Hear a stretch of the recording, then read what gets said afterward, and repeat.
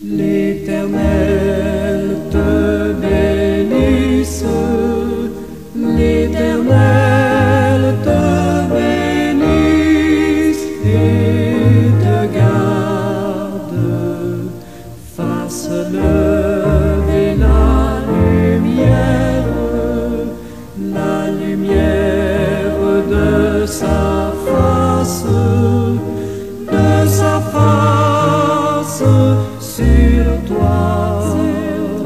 sur toi,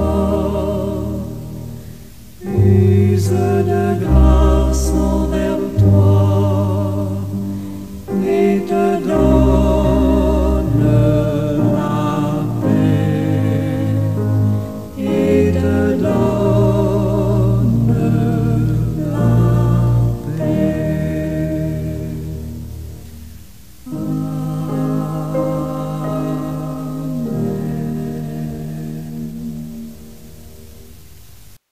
Seigneur Jésus, ma prière ce matin est que tu viennes dans mon cœur, que tu puisses venir dans le cœur de ceux et celles qui souffrent sous les menaces et la férule des hommes méchants et pervers de cette société. Viens, Seigneur, à calmer leur cœur fatigué de souffrir, leur cœur angoissé, Seigneur Jésus.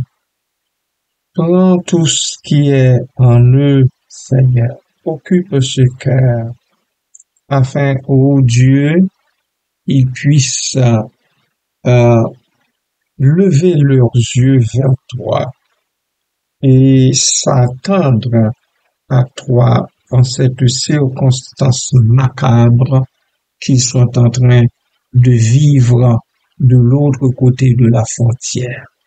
Merci Seigneur de le faire. Merci Seigneur de saisir leur cœur, de t'en approprier Seigneur, d'occuper toute la place, afin, ô Dieu, ils ne vivent pas, ils ne cultivent pas un sentiment de haine envers leur bourreau, Seigneur. Fais-leur cette grâce, ô Dieu, tout en pardonnant nos nombreux péchés. Car nous avons péché contre toi et nous continuons de pécher contre toi. Papa, visite-nous et soutiens-nous dans le combat que nous sommes en train de mener pour notre survie. Oui, Seigneur. Oui, Seigneur. Ces gens-là qui y affluent sont en train de lutter pour leur survie, pour la survie de leurs enfants, des membres de leur famille. Papa, fais-leur cette grâce de te prendre au mot, parce que il n'y a que toi, Seigneur. Il n'y a que toi qui es vrai. Il n'y a que toi qui dis la vérité. Il n'y a que toi qui réponds aux besoins des humains. Et tu le fais excellemment bien. Depuis la genèse du monde jusqu'à maintenant. Merci, Père. Béni soit ton beau nom. Mais Jésus-Christ, ton Fils, je te prie. Amen. Christ est mon rocher, ma lumière et mon sauveur, je ne crains rien. Il est mon rempart et mon ferme soutien, de qui pourrais-je avoir peur? Même si la tempête fait rage, au plus fort de l'orage, si mon cœur est troublé, s'il venait à douter, accabler, Dieu rallumera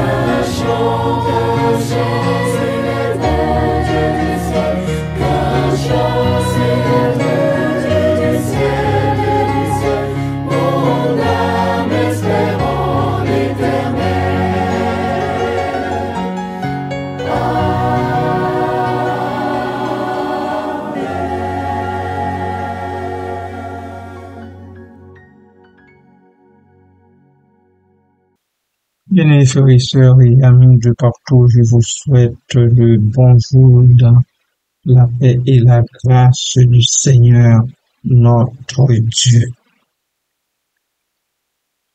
Les 6 accablants. Les 2 verbes chapeautés par si, s'il mon cœur est troublé, s'il venait à douter, accablé, semblent exprimer une profonde inquiétude ou une détresse émotionnelle. Pour en donner une explication approfondie, il est nécessaire de les analyser sous plusieurs angles.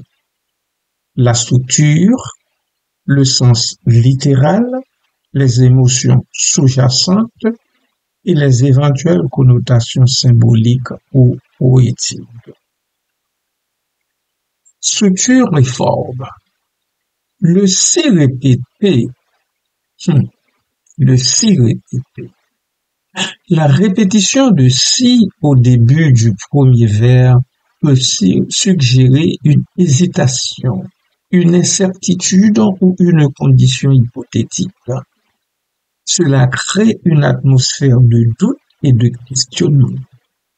Nul ne saurait en disconvenir.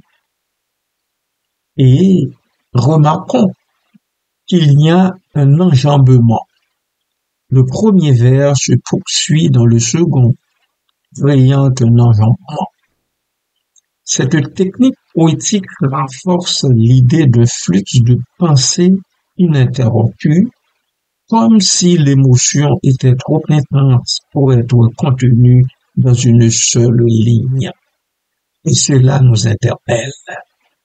Oui, comme humains, cela nous interpelle. Sens littéral. Si mon cœur est troublé. Le cœur, souvent reconnu comme siège des émotions et de l'amour, est ici troublé, ce qui indique une perturbation émotionnelle profonde. Le locuteur ressent une grande anxiété ou une tristesse en réaction au doute de l'autre. S'il venait à douter, câblé. Cette phrase évoque une situation où quelqu'un peut être un être cher ou une figure importante commence à douter. Le participe adjectif accablé suggère que ce doute est lourd, pesant, terrifiant et qu'il provoque une grande souffrance, une souffrance atroce.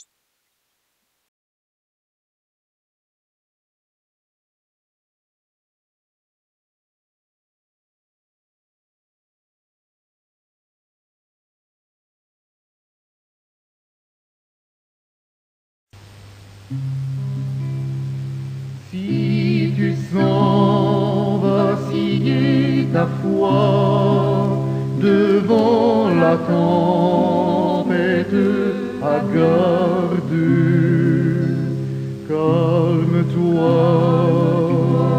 calme-toi, Dieu te garde, calme-toi, Dieu te garde, calme-toi, Dieu te garde, Dieu te garde, Dieu te garde, calme-toi.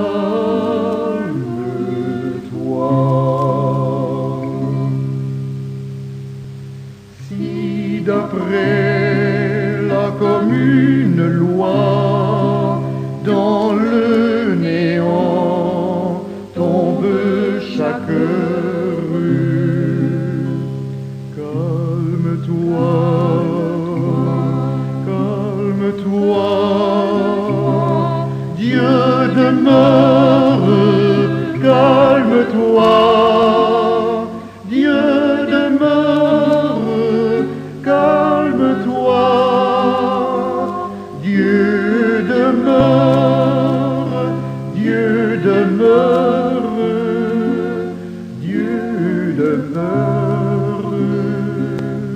calme-toi.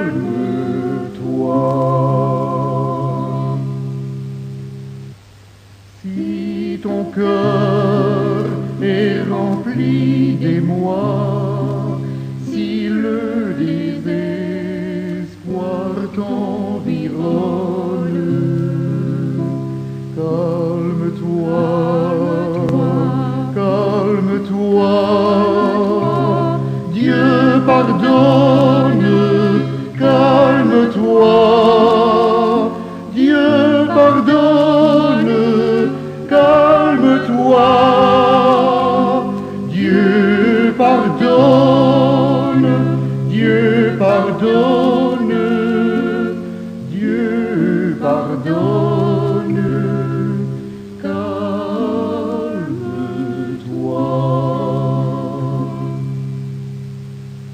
Si la mort te comble d'effroi, si tu crains l'ombre où l'on sommeille, calme-toi, calme-toi, Dieu réveille, calme-toi, Dieu réveille, calme-toi, Dieu réveille, Dieu réveille, Dieu réveille, calme-toi.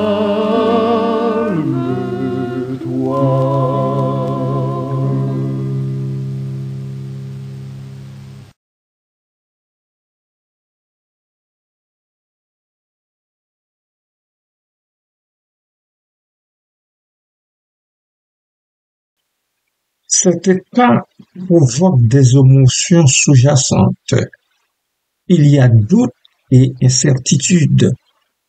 Le doute est au centre de ces vers.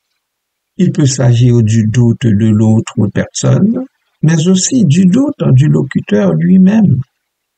Cette incertitude en crée une tension émotionnelle. Nous y voyons aussi accablement et trouble. Les mots accablé et troublé euh, suggèrent un état de désarroi, voire de désespoir. Le locuteur est submergé par des émotions négatives, peut-être liées à une relation ou à une situation personnelle difficile, ce qui, encore une fois, est le cas de nos proches au-delà des frontières. Nous ne saurions fermer nos yeux sur ce qui se passe actuellement, ce qui a trait à ces humains qui sont tout comme nous, hein, en quête de mieux-être un peu partout sur la terre de leur Dieu, de leur Créateur. Des connotations symboliques et ou poétiques, il en existe aussi dans ces vers. En fait, nous avons le cœur comme symbole.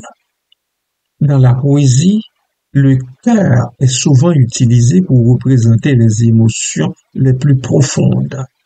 Ici, il est troublé. Cela symbolise une perturbation dans la relation ou dans la vie intérieure du locuteur. Le doute y est perçu comme thème central. En effet, le doute ne peut être interprété de différents alors le doute peut être interprété de différentes manières. Doute amoureux, doute existentiel ou même doute spirituel. Cela ouvre la voie à plusieurs interprétations selon le contexte le plus large du poème. Arrêtons-nous un instant.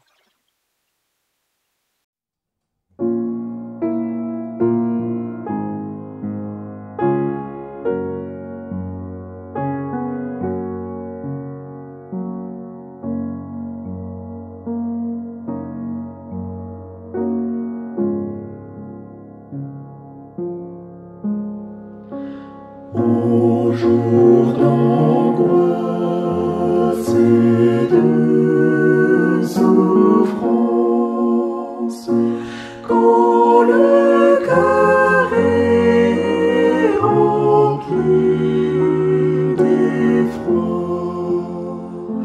Jésus dit, ayez confiance,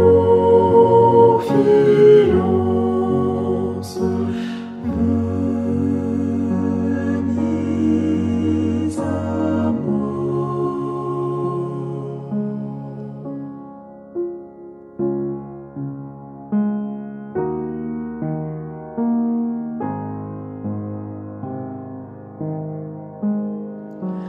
Lorsque soudain survient l'orage,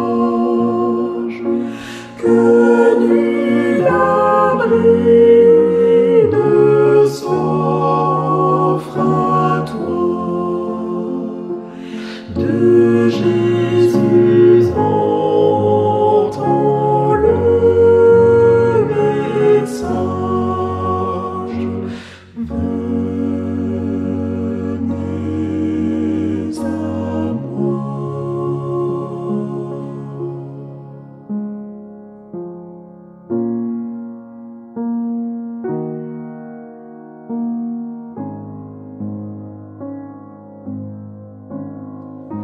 Quand le péché te sollicite, quand tu s'embrasses ta foi, écoute sa voix qui t'invite. Venez à moi.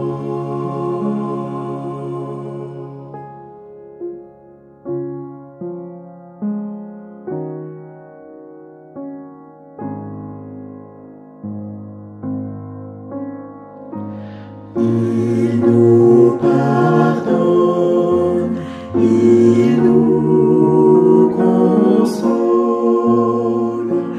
il prend sur lui tous nos fardeaux, et nous trouvons à son école le vrai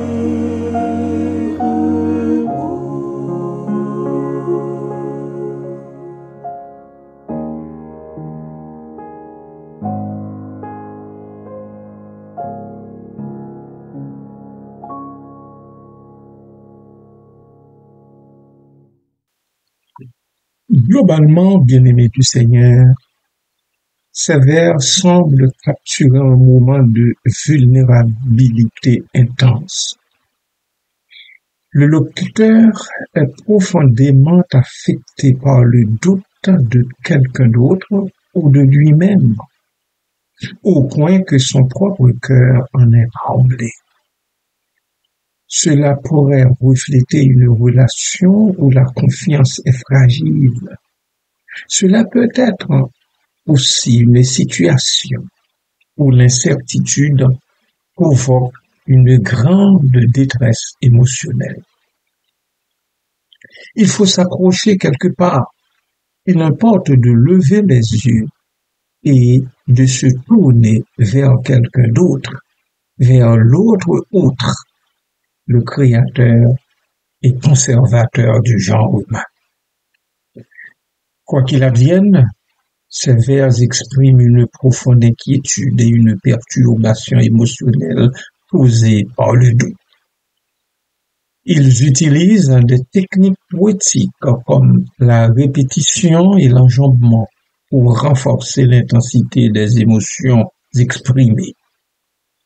Le cœur, siège des émotions, est au centre de cette tourmente. L'auteur suggère ici une perturbation dans la vie affective du locuteur qui peut être lui-même en propre. Et ces phrases nous invitent tous, comme humains, à la réflexion sur notre propre sort et aussi sur celui des autres. Bien-aimés, soutenons-nous, soutenons-nous, attachons bien notre ceinture et faisons face ensemble aux adversités.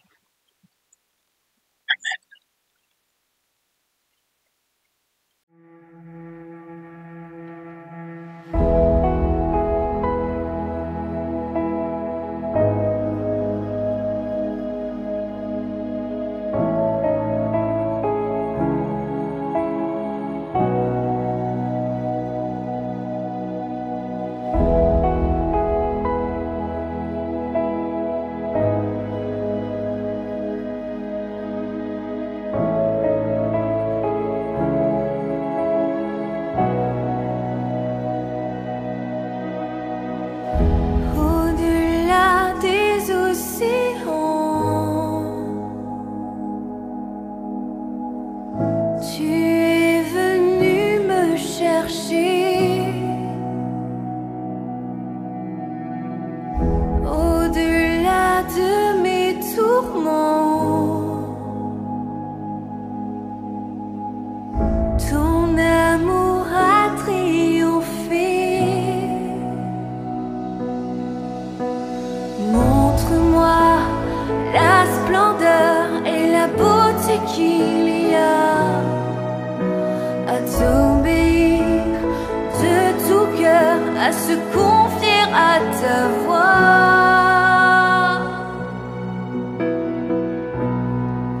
Tu viens relever le faible, tu le prends dans tes bras, tu le conduis vers ton Père, qui le console ici-bas.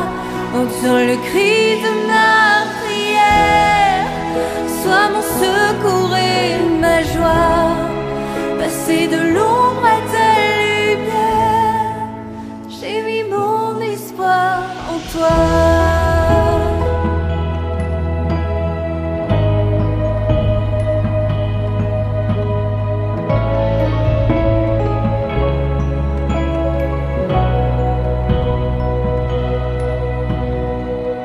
Puisque ma vie passera, en toi je veux demeurer.